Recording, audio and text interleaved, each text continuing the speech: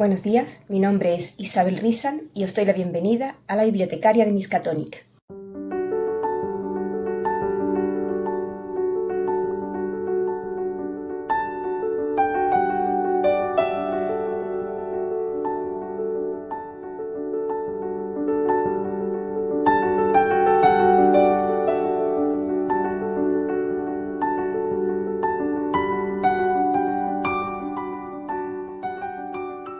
Buenos días, ratoncillos y ratoncillas, bienvenidos y bienvenidas un día más al canal. Gracias a todos los suscriptores, a los que me dejáis los likes, los comentarios y hacéis la visualización completa del vídeo. Gracias a los que habéis estado ahí desde el principio, gracias a los nuevos suscriptores, cada vez somos más, muchísimas gracias. Porque bueno, ha habido momentos en que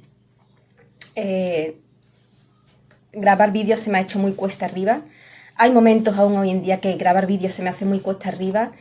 Y precisamente ahora, que es cuando estoy subiendo suscriptores más a menudo. Así que sois vosotros los que os estáis suscribiendo ahora, los que me estáis dando fuerzas para seguir, porque ha habido momentos en que he estado a punto de dejar el canal, por agotamiento más que nada. Porque ya esto no lo hago ni para sacar rendimiento económico ni nada, lo hago porque me gusta mantener digamos una lista de lectura que hago y bueno, pues ya también es por mí, pero ha habido momentos y como digo, sigo habiéndolos en que se me hace un poco cuesta arriba, así que muchísimas gracias a los que os suscribís y gracias por supuesto también a los que os mantenéis, muchísimas gracias. Nos vamos con el autor que traigo hoy.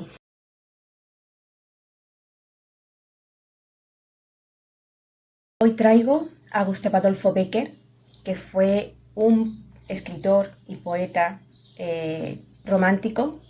Nació en Sevilla en 1836. Parece ser que el apellido Bécquer proviene de Flandes o de Alemania. En este caso parece ser que fue de Alemania. Sus antepasados en 1588 emigraron a Sevilla y Bécquer significa panadero, con lo cual posiblemente alguien de su familia, de sus antepasados, tuviera esta profesión. Miguel y Adam, que fueron los hijos del hombre que emigró aquí, Enrique Bécquer, están enterrados en la Catedral de Sevilla, en el altar de Santa Justa y Santa Rufina. La familia Bécquer pasó a ser, porque el hombre se casó aquí, uno de ellos se casó aquí, uno de sus antepasados, con una señora, con una mujer de origen flamenco, y formaron parte de la alta sociedad sevillana. Por supuesto, cuando Bécquer nació, pues ya esa fortuna se había diluido. Y bueno, muchos de los antepasados más cercanos de Bécquer fueron artistas. Bécquer fue uno de los hijos de José Domínguez, tuvo ocho hijos. Gustav Adolfo Bécquer fue el quinto hijo. Y bueno, aunque ya mucha de la fortuna se había diluido, como he dicho, de sus antepasados, sí es verdad que tenían suficiente dinero para que los niños los cuidaran las criadas. Incluso la familia tenía un coche, que en aquella época era un lujo. Otro de los hermanos de Bécquer también es muy conocido, Valeriano Bécquer, que fue pintor y que nos dejó pues el retrato más conocido de Gustav Adolfo. Gustav Adolfo, huérfano, su padre murió con 36 años, comenzó sus estudios en el Colegio de San Francisco de Paula, que en aquel entonces se encontraba en la Plaza del Duque. Con 10 años se iría a estudiar al Colegio de San Telmo, también aquí en Sevilla. En San Telmo, Gustav Adolfo conocería a su mejor amigo, Narciso Campillo, que le enseñaría a nadar en el Guadalquivir, que hay que tener ganas de nadar en el Guadalquivir, no sé cómo estaría en aquel entonces, hoy en día yo no me meto en el Guadalquivir, vamos, ni que me paguen, y que le enseñaría a luchar con espada. Con él escribió muchísimos versos, algunas obritas, que un día decidieron quemar por miles, habían escrito mucho y una tarde se les cruzaron los cables y decidieron quemar todo lo que habían escrito. En 1847 los hermanos Bécquer se quedan también huérfanos de madre, cierran el colegio de San Telmo por orden de la reina Isabel II y entonces ellos se van a vivir con una tía suya llamada María Bastida. La casa se encontraba en la Alameda de Hércules, en el número 37. Posteriormente, Valeriano y Gustavo se irían a vivir con un tío suyo, también pintor, Joaquín Domínguez Becker. Ambos intentaron pintar, pero el tío le dijo a Becker: mira, tú no vas a ser pintor, pero vas a ser un mal literato. Ya por entonces Becker empezó sus estudios de nuevo en el Colegio de San Diego. Era muy enamoradizo, escribió varios poemas a chicas que había conocido, a mujeres que había encontrado en su vida, y en 1853 ya empezó a publicar en las revistas sevillanas La Aurora y El Porvenir. En 1854 Becker se fue a Madrid con un amigo suyo, Julio Nombela, y allí decidieron empezar a publicar poemas. Posteriormente volverían a Sevilla, aunque Gustavo Adolfo Becker iría de nuevo a Madrid, y con el tiempo se fue distanciando de su amigo Campillo, con el que terminaría muy mal. De hecho, Campillo dijo que era un mal literato, casi iletrado, y no se sabe muy bien qué pasó, pero Campillo intentó echar su imagen por tierra diciendo que era sucio y descuidado, lo cual pues contrasta mucho con la imagen que tenemos de Gustavo Adolfo Becker. En 1858 Becker cayó muy enfermo, gastó muchísimo dinero en médicos, y tuvo que parar una obra que en ese momento estaba escribiendo, que era la historia de los templos medievales en Toledo. Fue aquí cuando se dio de bruces con una de las primeras leyendas con la que tuvo contacto, que fue el caudillo de las manos rojas, y que reescribió. Entre 1859 y 1860 escribió junto con García de Luna una zarzuela llamada Esmeralda, que se basaba en Nuestra Señora de París de Víctor Hugo. Becker estuvo influenciado por el poeta Lord Byron, y en esta misma época se enamoró de una persona de la que no sabemos el nombre, de una mujer que no sabemos el nombre, pero que durante muchísimo tiempo se identificó con Elisa Guillén, y posteriormente se supo que era alguien que no existía. Fuera como fuere, esta mujer, que no sabemos nada de ella, no es que no existiera esta mujer, es que no sabemos quién era, terminaría abandonándolo.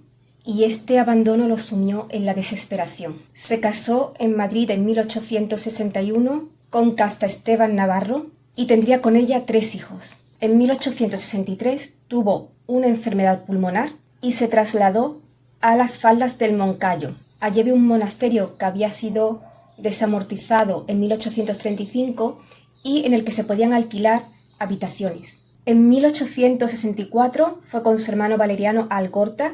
Fue la primera vez que Gustavo Adolfo Becker vio el mar, y en 1865 se fundó el diario Los Tiempos, donde Becker entraría como redactor. Este periódico defendía al gobierno moderado y llegó a defender la Noche de San Daniel, donde morirían 14 estudiantes. Becker decidió fundar una asociación para ayudar a los escritores que tuvieran problemas de salud, o para ayudar a sus familias en caso de que el escritor muriera, pero los tiempos eran convulsos en España en aquel entonces y decidieron aplazar la creación de esta asociación.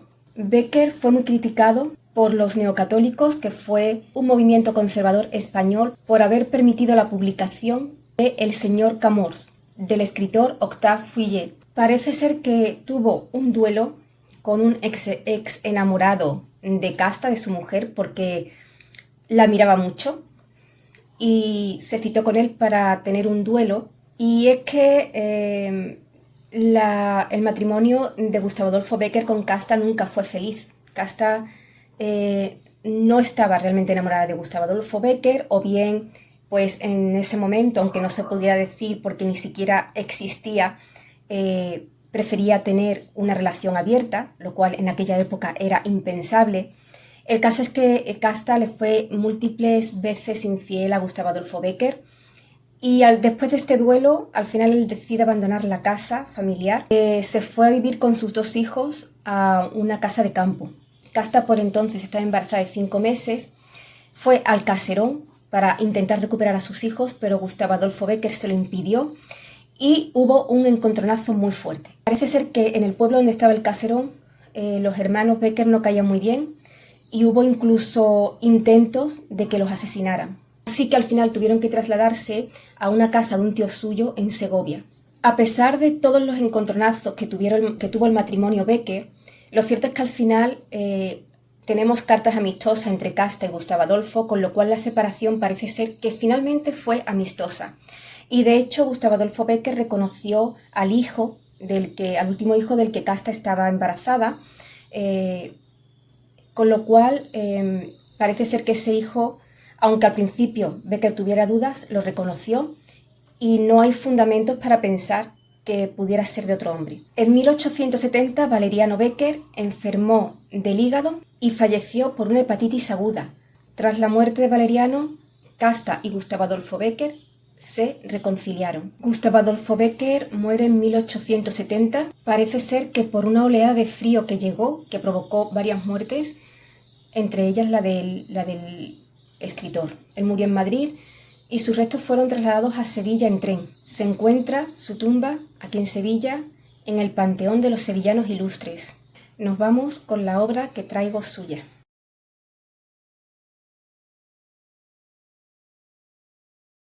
Hoy traigo Rimas y leyendas de Gustavo Adolfo Bécquer, pues que como su nombre indica son una colección de leyendas y de los poemas más conocidos de este hombre. Las leyendas suelen ser de terror, de misterio, y creo que si os gusta la literatura clásica y esta clase de relatos, os va a encantar. Además, leyéndolas todos juntos, leyendo las rimas y las leyendas, vais a entender el sentimiento, el carácter romántico de la obra de Bécquer y también de su espíritu, por supuesto.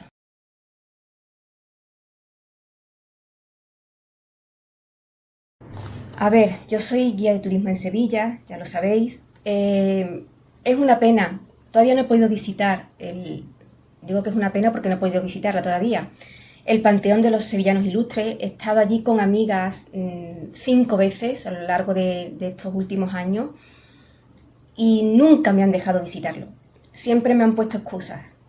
Ni siquiera como guía puedo entrar ahí. Yo entiendo que eso pertenece a la universidad. Me dicen que solamente lo enseñan los estudiantes, pero no tienen un horario ni un día fijo, aunque en la web dicen que sí. Cuando yo me presento allí en esos horarios, nunca ha habido nadie disponible.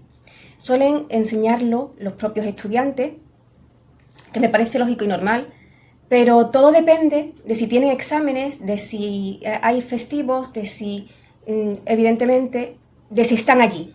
Evidentemente, cuando alguien va allí, no echa cuenta, no os mira los exámenes que hay, porque es que yo ya estoy muy alejada de ese mundo. Entonces, en ese panteón que está dentro de la universidad, están enterrados sevillanos que a mí me interesa ver sus tumbas, porque les tengo cariño, porque he crecido con ellos, como por ejemplo Fernán Caballero o Gustavo Adolfo Bécquer. Me encantaría poder visitarlas, pero es que las 5 veces que he ido allí ha sido imposible, es que no me han dejado. Y es una pena, porque eso pertenece a los sevillanos, eso debería poder ser visitado, que contraten a alguien o que tengan allí a alguien para que pueda ser visitado.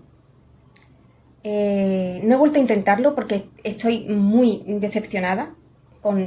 Ya digo, fuimos, por lo menos 5 veces fuimos, porque todas queríamos visitar la tumba de Gustavo Adolfo Bécquer, sobre todo la de Gustavo Adolfo Bécquer, y no fue imposible. Pero como guía sí es cierto que tengo una ruta que es muy difícil de hacer porque es una ruta muy larga, porque Bécquer estuvo en Sevilla en distintos sitios y es una ruta muy larga porque hay que andar muchísimo de un sitio a otro. Tenía una ruta muy bonita de Bécquer que ya no la hago porque además tampoco había clientes que estuvieran interesados.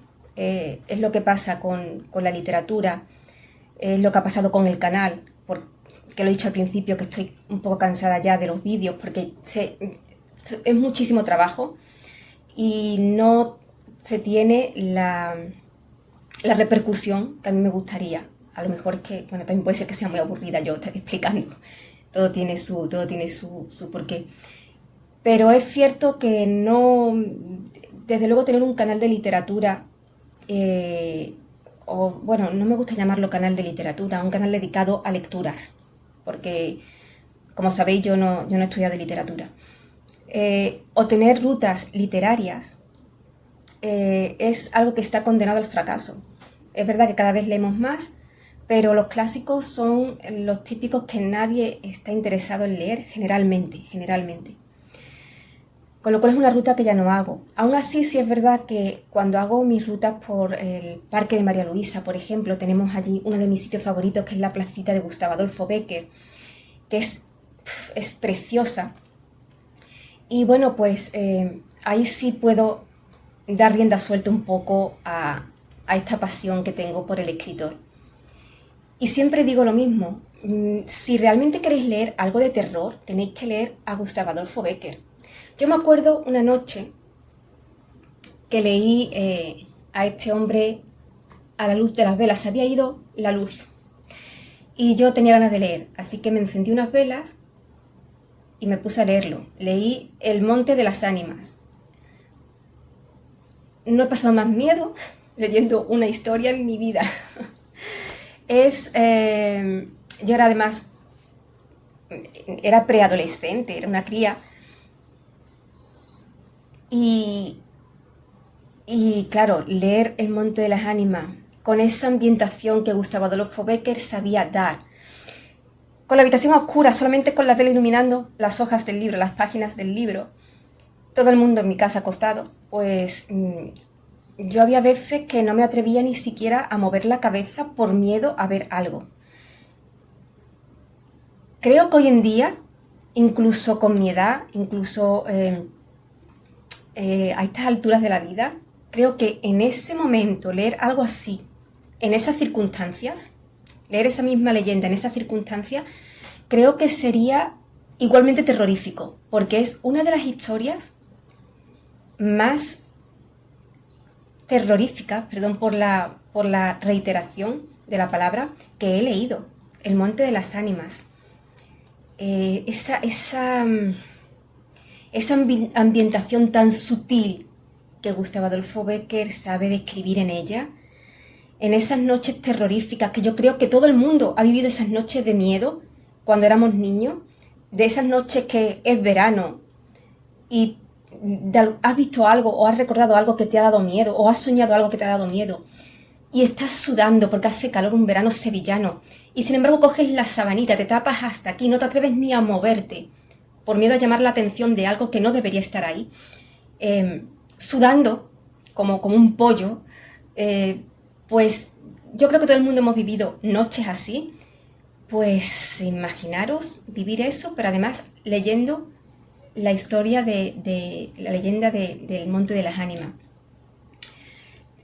Y siempre lo digo, Gustavo Adolfo Bécquer, es que hay que leer sus leyendas, muchas de ellas, casi todas, son de terror. Otra que me dio mucho miedo es El Miserere, hay otra que ahora no recuerdo. El Miserere es terrorífica también. Hay otra que ahora mismo no recuerdo. Y creo que hay que leerlo para entender cómo se jugaba entonces con el terror, con el miedo. Porque lo he dicho muchas veces, para escribir una historia de terror tienes que saber jugar con esa ambientación. Si no sabes jugar con esa ambientación, la historia se queda en agua de borrajas, no da miedo en absoluto. Y Gustavo Adolfo Bécquer sabía hacer esto muy bien. Después tenemos, allí también hablo de las rimas de Gustavo Adolfo Bécquer, que son súper románticas. Hoy en día han quedado ñoñas. Yo creo que eran ñoñas incluso cuando yo empecé a leerlas hace años. Son muy cursis, hay que decirlo. Pero quizás eran los precursores de esos pequeños poemas que en los años 80, los años 90 empezaban a hacerse entre los estudiantes, unas rimas muy sencillas, muy bonitas. Y yo creo que como antes se estudiaba a Gustavo Adolfo Bécquer en los colegios, muchos de esta gente que escribieron estos poemitas anónimos que todo el mundo hemos tenido en nuestras libretas, copiados unos de otros, estaban basados precisamente en los poemas de Bécquer. Cuando somos adolescentes, yo creo, nos enamoramos o tenemos problemas, tenemos mal de amores, creo que Gustavo Adolfo Bécquer es el poeta perfecto para preadolescentes y adolescentes en estas circunstancias, porque se van a sentir muy identificados con los sentimientos de Bécquer. Así que si alguna vez os veis en estas tesituras de amor no correspondido o de amor que se desborda, Bécquer es una gran lectura. O si vuestros hijos, vuestros sobrinos tienen este problema y lo sabéis, pues a lo mejor recomendarles a Bécquer sería muy buena idea. Nos vamos con las curiosidades.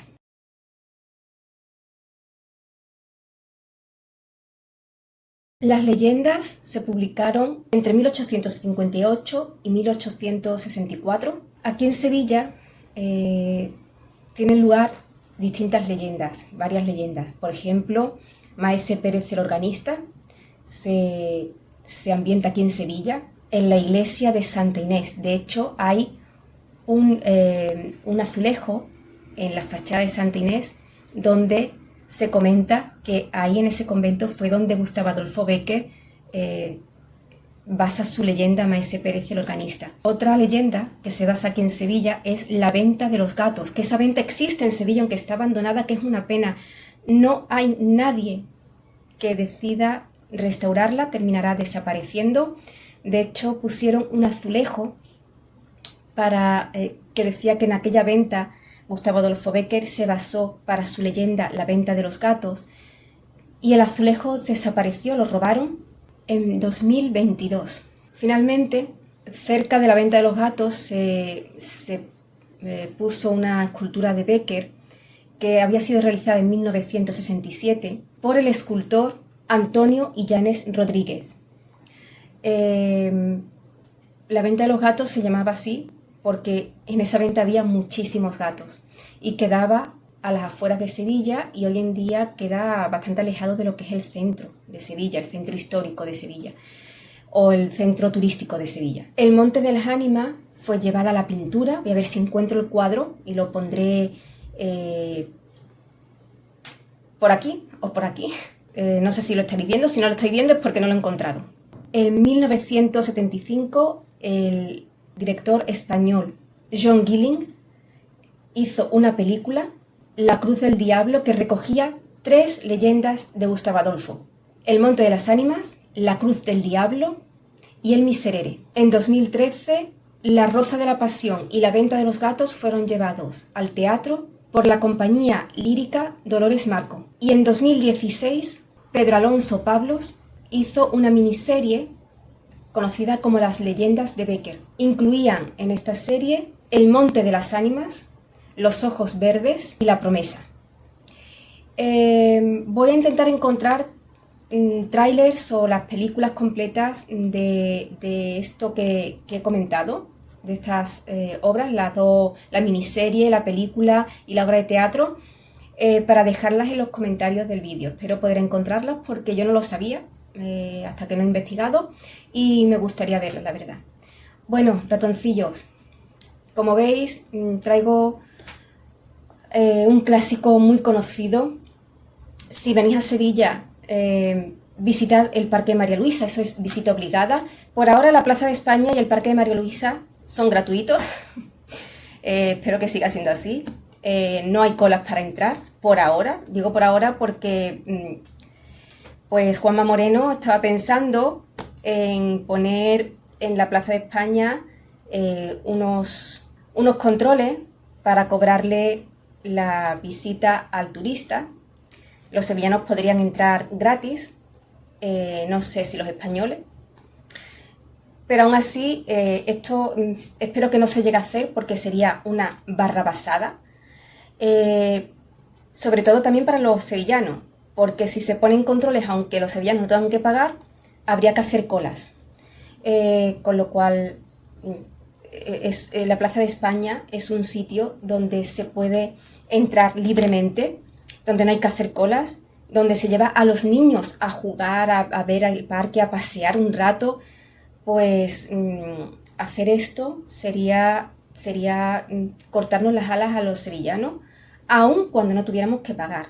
Y además, yo creo que no todo tiene por qué ser pagando. La Plaza de España, el Parque de María Luisa, siempre han sido gratuitos. No sé por qué ahora habría que pagar. Y va bien como va. Pasó lo mismo con el Patio de los Naranjos. Ya esto me estoy metiendo en cosas que no son, pero pasó lo mismo con el Patio de los Naranjos, que se lo apropió la Catedral de Sevilla. El Patio de los Naranjos, que está dentro de la catedral, era de los sevillanos. Ahí se podía entrar sin pagar. Todo el que quisiera, todo el mundo que quisiera podía entrar sin pagar. Eso no pertenecía a la iglesia, pertenecía a Sevilla. Creo que fue con la Expo del 92 cuando la catedral decidió cerrarlo para protegerlo. En principio solamente se iba a cerrar para la exposición de 1900, para la Expo de 1992, pero después ya se quedó cerrado. Ya ni siquiera los sevillanos pueden pasar a verlo, a no ser que compren el ticket de la catedral. Ticket de la catedral para los sevillanos de Sevilla capital y provincias, gratis. Si no quieres hacer cola, tienes que comprarlo por internet y ya no es gratis, ya tienes que pagar mínimo 1 euro. Bueno, mínimo, tienes que pagar 1 euro por todas las entradas por, ¿cómo se dice? Por comisión, por sacar el ticket por internet. Bueno, como se llame, no me sale ahora la palabra. Con lo cual, yo sinceramente espero que esto no se haga en Sevilla con la Plaza de España, porque eso pertenece a todo el mundo, es público y jamás debería ser privado. No todo tiene por qué ser privado. Bueno, pues si visitáis Plaza de España, Parque María Luisa, que está enfrente, casi forman parte del mismo monumento, pues pasaros por la placita de Gustavo Adolfo Bécquer, que está muy pegada a la Plaza de España. No hay que meterse parque adentro, sino que está pegada a una de las verjas que da a la Plaza de España, y es una placita muy pequeña, pero es muy bonita. Allí también hay unos casilleros donde en principio se pensaba dejar libros, pero como somos, el ser humano es así, pues los libros que se han ido de allí han ido desapareciendo, con lo cual ahora ya no sirve para nada. Aún así merece la pena visitarlo. Hay un sauce llorón que vino de Mississippi, de Estados Unidos, y es un sitio muy muy bonito. Bueno, ratoncillos, pues esta es mi recomendación. Nos vemos aquí el lunes que viene. Sed muy felices y leed todo lo que podáis.